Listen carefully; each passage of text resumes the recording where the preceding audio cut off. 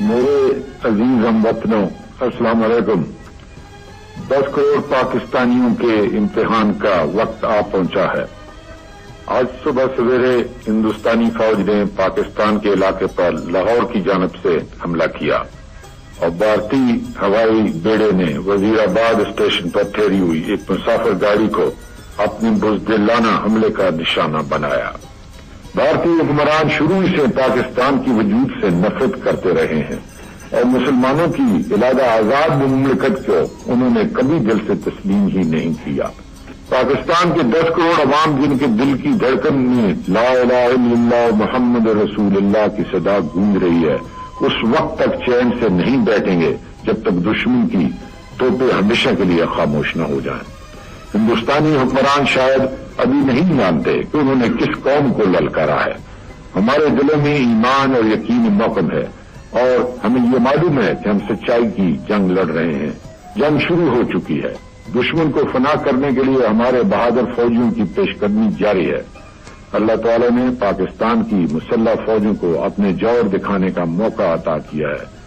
मेरे हमवतनों, आगे बढ़ो और दुश्मन का मुकाबला करो। खुदा तुम्हारा हामी व नासर हो, आमीन।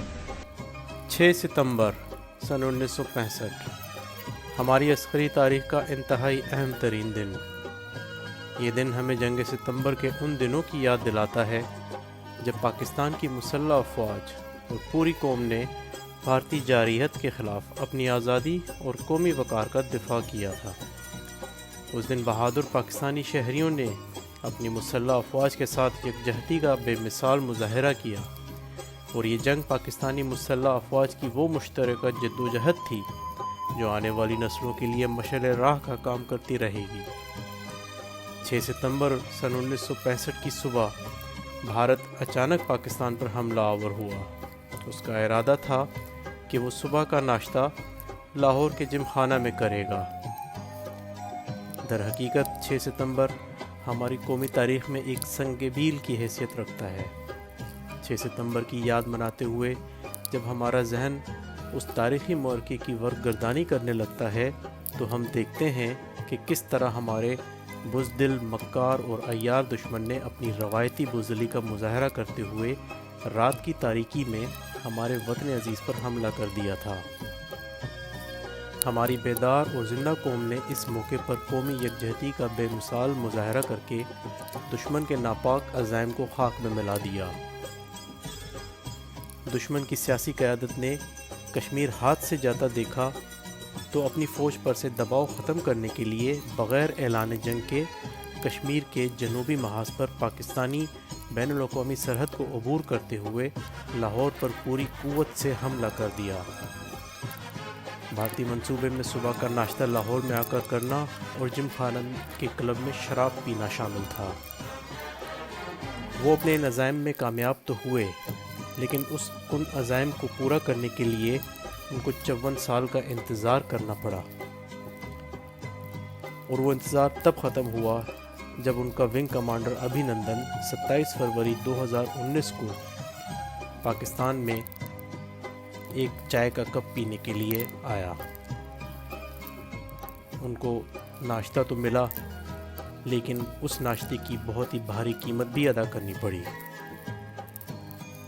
उसकी कीमत एक MiG-21 थी और वो नाश्ता आज भी उनके लिए हज़ीमत का निशान है और मज़ाक़ इबरत बना हुआ है।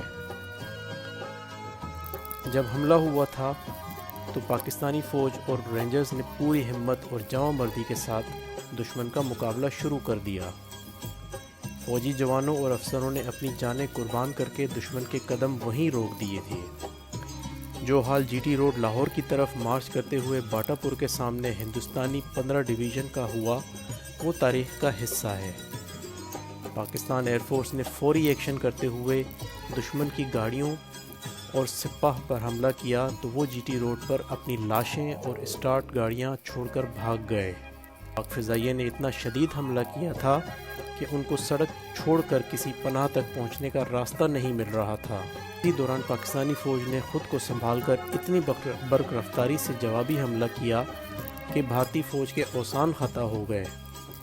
لاہور کے معرکے میں ہی برکی کے اہم مقام پر ہندوستانی فوج نے سخت دباؤ ڈال کر وہاں سے نہر پار کرنے کی کوشش کی تھی، لیکن میجر عزیز بھٹی نشان حیدر کی کمپنی نے انہیں بارود کے شولوں میں گھیر لیا۔ میجر عزیز بھٹی دم لیے بغیر لڑتے رہے، حتیٰ کہ ٹینک کا ایک گولہ لگنے سے شہید ہو گئے۔ بھارتی 11 کور کا منصوبہ یہ تھا کہ 15 ڈویژن امرتسر، واگا، لاہور محور پر براستہ جی ٹی روڈ حملہ کر کے شام تک لاہور پر مکمل قابض ہو جائیں گے۔ 7 ڈویژن کھورالا برکی روڈ پر چلتے ہوئے لاہور پہنچے گا۔ اسی طرح 4 ماؤنٹین ڈویژن بھی کھیمکرن قصور روڈ پر ایڈوانس کرتے ہوئے لاہور پہنچے گا۔ دشمن پورے یقین کے ساتھ آ رہا تھا کہ لیفٹیننٹ کرنل تجمل ملک کی کمانڈ میں 114 بریگیڈ کی 3 بلوچ رجمنٹ نے، جو تھوڑی ہی دیر قبل پہنچی تھی، عام شہریوں اور دشمن کے ٹینکوں کو دیکھا اور بلا تاخیر ایک اینٹی ٹینک ریکائل لیس رائفل باٹا پور پل کے سامنے بھیج دی۔ ایک بیل گاڑی جو چارے سے لدی ہوئی آ رہی تھی کہ جانوروں کو کھول کر اس کے پیچھے گن لگا دی، اور جو ہی انڈین شرمن ٹینک پل پر پہنچا تو فائر کر کے اسے آگ کے شعلوں سے کی نظر کر دیا۔ اس سے راستہ بھی بند ہو گیا اور پل بھی جنگ کے آخر تک بچا رہا۔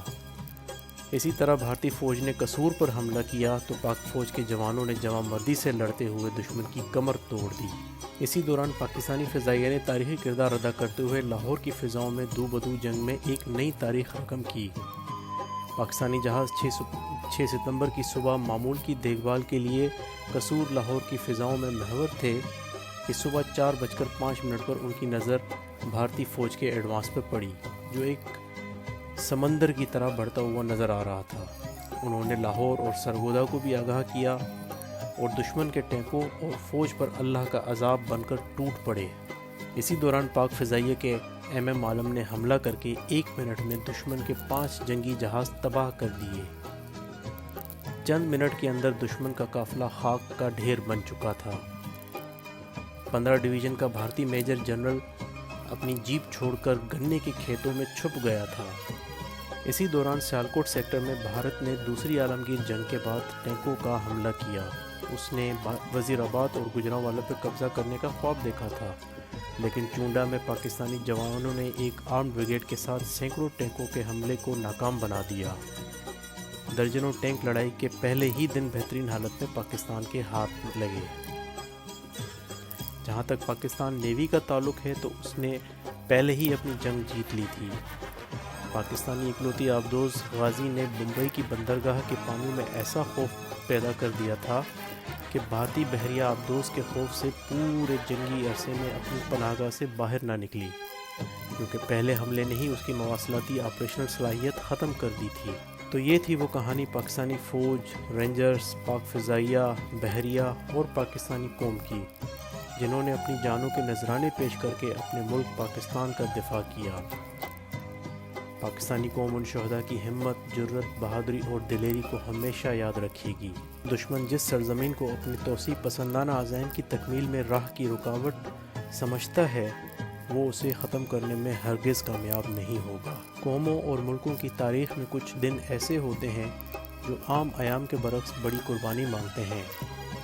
یہ دن فرزندان وطن سے حفاظت اور وطن کے لیے تن من دھن کی قربانی کا تقاضا مانگتے ہیں۔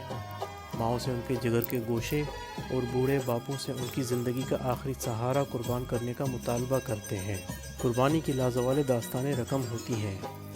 سروں پہ کفن باندھ کر سرفروشان وطن رزم گاہ حق و باطل کا رخ کرتے ہیں۔ آزادی کو اپنی جان و مال پہ ترجیح دے کر دیوانہ وار لڑتے ہیں۔ کچھ جام شہادت نوش کر کے امر ہو جاتے ہیں اور کچھ غازی بن کر سرخرو ہوتے ہیں۔